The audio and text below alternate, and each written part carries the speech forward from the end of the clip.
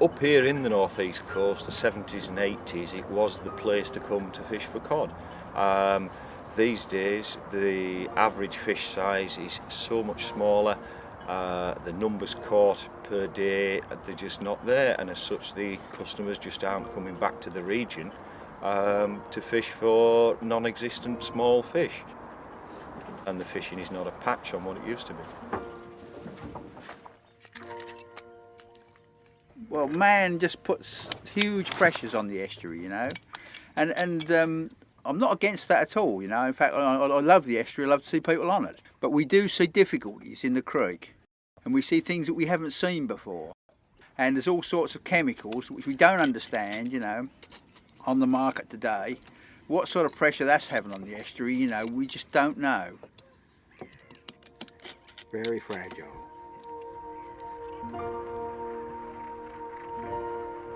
What really is remarkable that this unique environment and this fantastic wildlife we've got here can even be considered to be under threat with things like ship-to-ship oil transfer, with no real benefit to the local economy, but a huge threat to our wildlife and our tourism industry is just remarkable. And it does highlight the fact that there are gaps in the legislation. There are 20,000 kilometres of coastline around the UK, which is an enormous length of coastline, and it's got the most fabulous marine life, from cup corals to sea fans, right the way through to the basking sharks, porpoises, dolphins and even whales. But very, very little of it is protected.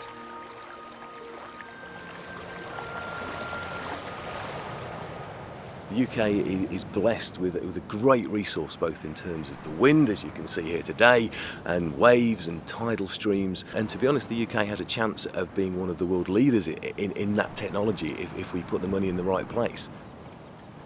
At the moment it's very ad hoc. We're all trying to do similar things in the same space. It's very difficult to work out who should be there, who shouldn't. That's the problem. There's no real plan.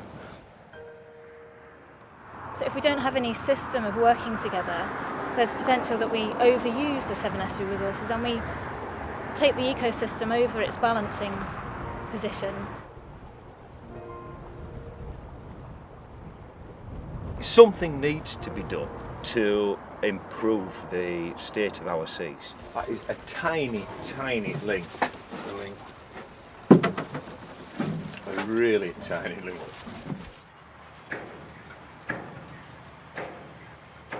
The major problem is we've grown out of the current system. Parts of it are very archaic. So what we really want to see is an integrated approach which takes a more strategic view.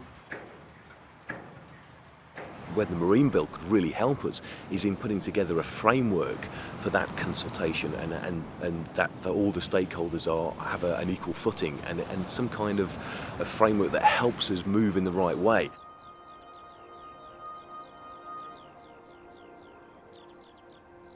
Well, it is, in my opinion, a step in the right direction, so they should see that it goes through to help improve the lot for all users of the sea, be it the bird watchers, the anglers and the commercial fishermen have got to benefit in the long run. If there are more fish in the sea, there's more fish in the sea for everyone.